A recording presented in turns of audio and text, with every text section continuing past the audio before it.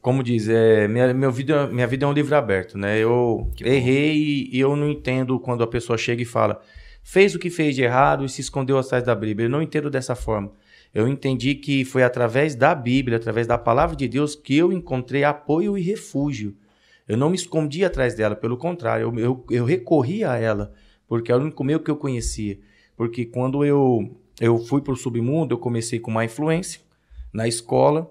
Sim. E aí envolvia, eu comecei a usar droga, eu comecei a usar a maconha. A maconha, né? Isso, que é a porta de entrada. A porta de entrada, a maconha, e depois a maconha para mim já não fazia mais efeito, aí eu misturava a maconha com a cocaína, que chamava de Freebase na época, que era a mistura das duas, e aí eu já tirei a maconha de lado e já fui para a cocaína pura, e ali eu já me viciei na cocaína. Fiquei quase uns 8 anos, mais ou menos, viciado na cocaína. Aí, nisso, eu vi uma porta de entrada para poder se tornar alguém conhecido na cidade. Então, eu tinha uma revolta dentro de mim muito grande, porque o que me fez me desviar, me afastar da presença do Senhor, foi um momento paternidade, que é uma das coisas que eu trabalho hoje. Então, hoje a gente faz um acampamento combatendo a orfandade. Então, eu fui muito revoltado por falta de paternidade. Pai vivo, muito presente financeiramente, mas muito ausente de carinho, muito ausente de conversa, de ensinamento. Então, eu fui muito mais criado pela minha mãe. Cuidado e também, meu né? pai era um homem que dava o dinheiro para sustentar a casa. Exatamente. Ele era o fornecedor da casa. No caso, ele sustentava a casa, mas não tinha. Muitas vezes, ele chegava, podia te dar uma mesada numa quantia na época, não sei, vamos supor, R$100. Mas às vezes aqueles R$100 não fazia nenhuma diferença para você. O que você queria mais era o quê? Era um apoio dele, um carinho, um afago. Exato. Que é o que hoje eu prego para muitos pais, ensino alguns pais. Falo, olha, alguém chega e fala assim, eu vou dar o que o meu filho não tem. E aí enche ele de coisas que ele não precisa. Então às vezes eu falo assim, eu vou dar para o meu filho o que eu não tive. Aí enche ele de dinheiro, de coisas que na realidade você pode ensinar ele a conquistar isso. Então ele daria mais, ele preservaria mais aquilo do que você encher ele de coisas que lá na frente ele não vai valorizar. Então acho que o valor no sentido de dignidade, de carinho, amor, de se tornar um homem que saiba tratar uma mulher, que saiba tratar os seus filhos, eu acho que isso aí é um legado que você deixa. Isso é uma herança, né? Porque o restante a gente corre atrás. Igual eu tenho minha família, meu pai tem a vida dele, minha mãe, e eu estou conquistando a minha.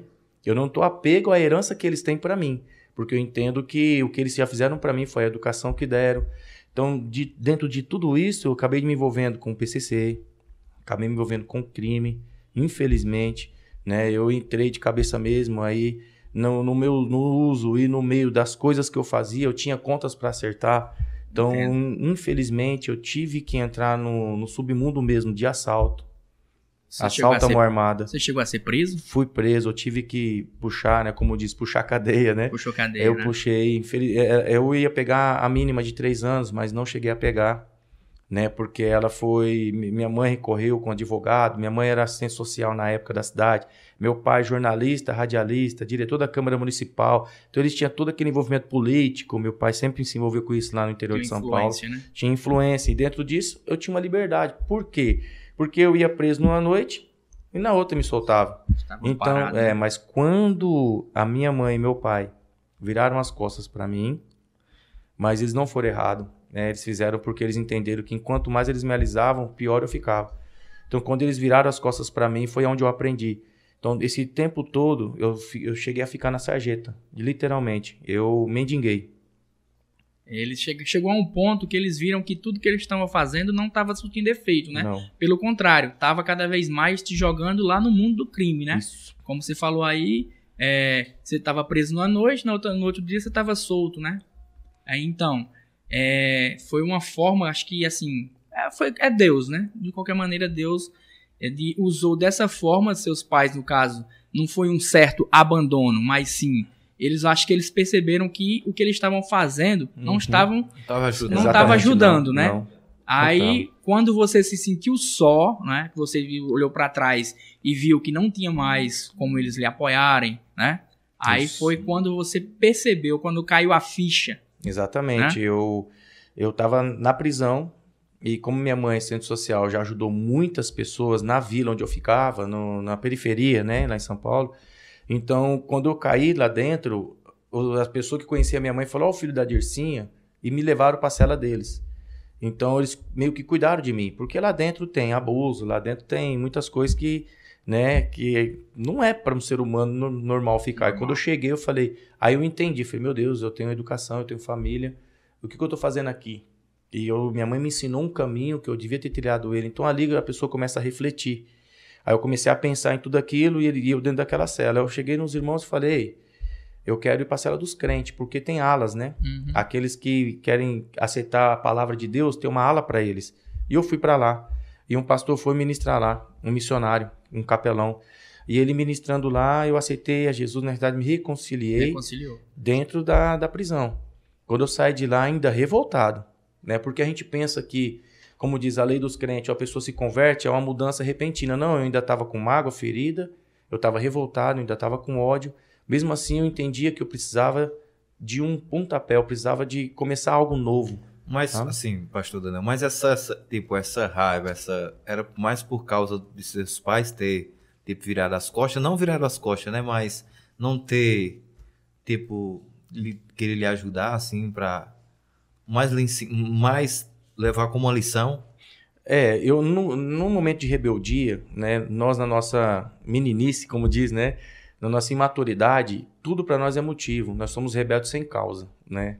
Não precisa de muita causa. Poucas coisas é o suficiente para a gente se tornar uma pessoa rebelde, né? Se revoltar com o mundo e com todo mundo. Porque jovem tem muito isso. Então, eu entendo que tem um pouco da minha imaturidade. Porém, o que me revoltou foi a separação dos meus pais. Isso que foi o pivô, deu um gatilho, como diz. O gatilho para me revoltar foi por conta da separação. Porque eu sabia que eles junto, eu ia ter uma estrutura de vida. Eles separado, como é que seria? Então, aí, quando eles se separaram, eu vi separando bem, separando o carro, separando casa, separando as... Falei, meu Deus, vão separar eu e meus irmãos, porque nós somos em 4.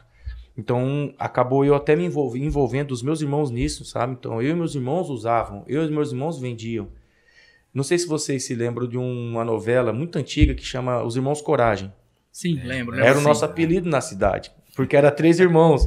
E nós éramos em 3. Então nós tínhamos esse apelido, os irmãos Coragem. Por quê? Se mexia com um, sabia que nos outros 2 ia cobrar bronca, que ficava aquela coisa. Então eu tive esse passado negro. Hoje eu tô com 40 anos. Isso foi há 25 anos atrás, né? Que faz, graças a Deus, faz todo esse tempo que a gente tá caminhando com o Senhor, gatinhando, né? E dentro de tudo isso, eu saí de lá de dentro, ainda com tudo isso, cheguei na minha casa, na casa da minha mãe. E quando eu me encontrei assim lá dentro, junto com a minha família, eu ainda tentei ficar em pé. Tentei ficar sem usar, ficar limpo, mas sempre vinha algumas coisas, né, para poder trazer a memória. E acabei eu de novo me envolvendo de novo.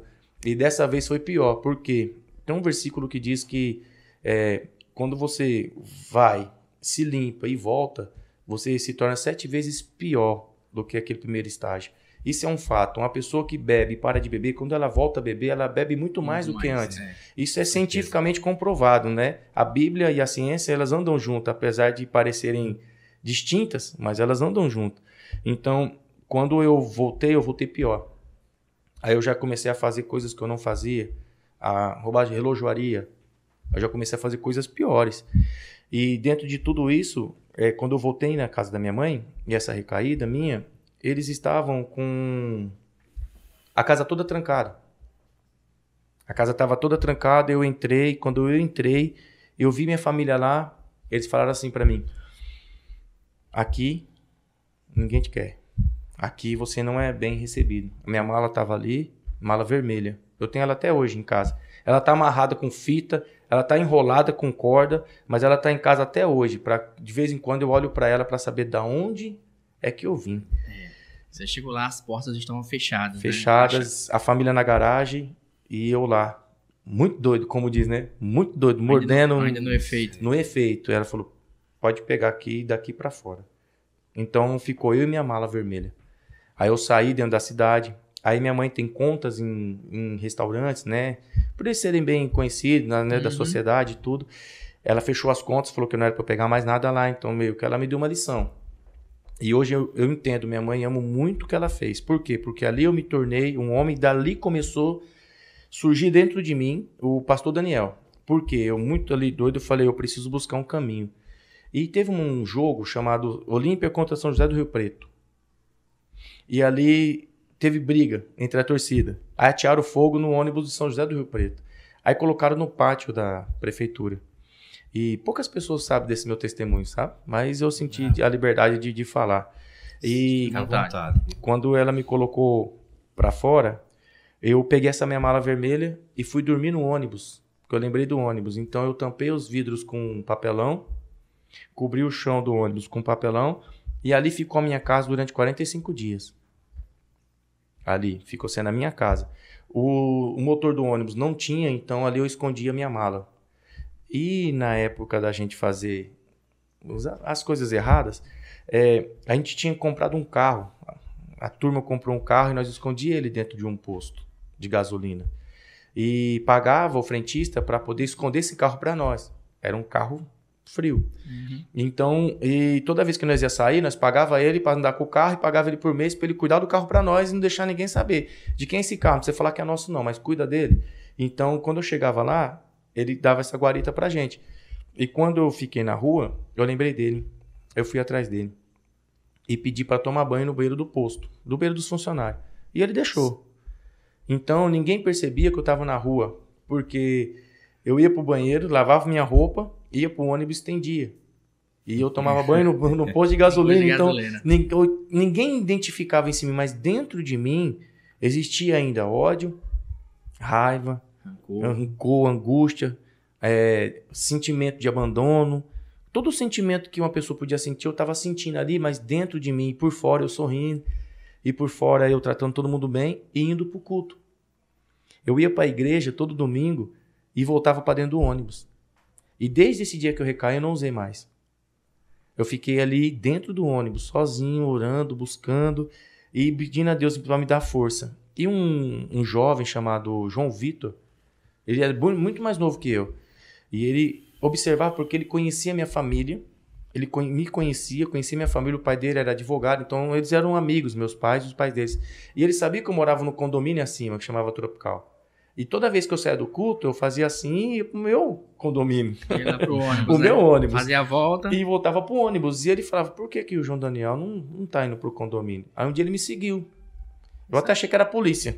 Porque na hora que eu entrei, fechei a porta lá e fui ali me ajeitar pra deitar e tudo ali, trancar tudo, tinha pra trancar, eu escutei batendo na porta. Eu falei, agora eu apanho, né, pé pra 10, como diz aqui, né? A casa caiu. A casa caiu pra mim, pronto. Quando eu abri era ele.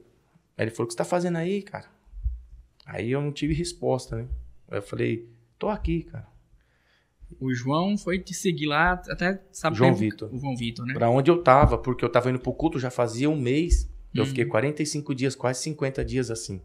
Então, nesses 30 dias que eu fui pro culto, ele, deixa eu te levar. E eu nunca deixava ele me levar. Ele tinha Sempre carro tava e uma tal. desculpa. E aí ele falou, deixa eu ver o que esse cara tá fazendo, se realmente ele tá com máscara. Aí foi me seguir pra ver se eu tava usando droga. Porque ele sabia da minha... Eu era muito assim, eu sou uma pessoa muito fácil de lidar, porque eu sou muito... Eu sou assim, eu sou esse cara aqui, eu sou esse cara aqui. Então, quando eu usava, eu também era esse cara aqui. Não tinha esse negócio, não ficava com escondida, não. Eu era esse cara aqui. Então, ele falava, vou lá ver. Aí ele me tirou de lá. Aí ele me levou pra casa dele. Não pra casa, você vai pra minha casa. E eu comecei a ver Deus agir ali. Porque eu tava orando assim, Deus, se o Senhor tem algo comigo, com a minha vida, pra ajudar a vida dos outros, então começa a me dar um norte, porque eu tô sem chão. Um propósito, me mostra algo. Aí, de repente, veio ele, me levou pra casa dele. Só que quando chegou lá, o pai dele não me aceitou dentro de casa, porque eu não tinha uma boa fama. Então, o pai dele não me aceitou dentro de casa. Pra você ver como eu era uma pessoa. Eu era uma pessoa que quando chegava assim na casa do amigo, eu falava, ei, bora. Aí eu escutava a mãe dele falar, você não vai sair com esse menino, porque senão você vai preso junto com ele. Era o que as mães falavam, eu era uma peça, né? Era uma peça, boa peça, né? Eu andava muito sozinho por conta disso, né? Ah. E tinha muitos inimigos, porque eu brigava muito, a gente tinha uma gangue. Então eu brigava muito nas festas, eu era muito revoltado. Bairro, né? Gangue de bairro, exatamente. Então onde eu tinha que ter uma faca no pé da árvore, um revólver escondido, porque qualquer hora alguém podia me pegar. Então eu sempre tinha que estar preparado, né? Tanto que eu tenho algumas cicatrizes desses, né? Essas passagens da minha vida, né? E isso, aí quando ele me levou para esse quarto, ele falou, meu pai não deixou não, mas espera aí, ele pegou o colchão dele e me levou pro quartinho de despensa da casa. Como era uma casa grande, né? Era um quartinho de cimento, ferramentas, e ele me colocou lá. E eu me lembro nesse chão que eu deitava, eu escutava os ratos andando. Uhum. E era muito escuro, não tinha luz. Então, eu deitado ali no chão, e quando eu contei esse testemunho para minha esposa, ela falou que eu estava exagerando. Mas ela teve que ouvir minha mãe falar para ela poder ver que realmente é verdade. Né? Eu tive que apresentar para ela, né, as pessoas a qual eu falei o nome quando eu fui para São Paulo para poder ela entender. E eu deitava escutando assim. Aí eu olhei pro teto, bem pro canto assim, e tinha um buraco. Aí vinha a luz do poste para dentro e a escuridão. E ali eu adormeci, olhando aquele buraco. Eu tive um sonho que uma mão abria aquele buraco. E quando abria aquele buraco, ela estendia a mão. Eu só via a mão. Chamado, né? E aí quando eu vi aquela mão, eu peguei, e eu tava com tanta vontade de sair daquela situação, porque eu via a luz, uma mão saindo da luz e eu no escuro. Então a vontade de mim era tão grande de sair daquilo que eu segurei assim e segurei na mão. E assim eu deixei me puxar. Mas quando ele me puxava, várias mãos me puxavam para baixo. Como se não quisesse que eu saísse daquilo que eu estava vivendo. Então eu entendi que era Deus me chamando, mas que existia também um poder sobrenatural maligno, negativo, né, mal, que me queria me manter preso ali. Agarrava lá para puxar para baixo. E é a escolha que todos nós temos. Todos nós temos essa escolha na nossa vida, de fazer algo bom ou de fazer algo ruim. Ou de escolher andar num caminho que acha que é certo, coerente, onde tem Deus, ou não. E nesse tempo... Deus nos dá o livre-arbítrio, né, de escolher. Isso, exatamente. E nesse tempo eu acordei assustado. Quando eu acordei assustado, eu falei, eu preciso de ajuda. Eu preciso de ajuda. E aí foi onde eu falei pro João Vitor, muito obrigado, mas eu vou procurar ajuda. E nesse dia que eu saí, eu tive um descontentamento, né? Descontentamento. E veio algo muito forte em mim, né? Veio algo muito forte em mim. E nessa noite eu passei a noite inteira muito atribulado e angustiado. E peguei e fui. Fui lá na casa da minha mãe. Aí quando eu fui para a casa da minha mãe, eu entrei, eu peguei a faca e enfiei no meu próprio peito. Você chegou a fazer isso? Para poder acabar com tudo, porque é uma luta muito, muito grande dentro de mim.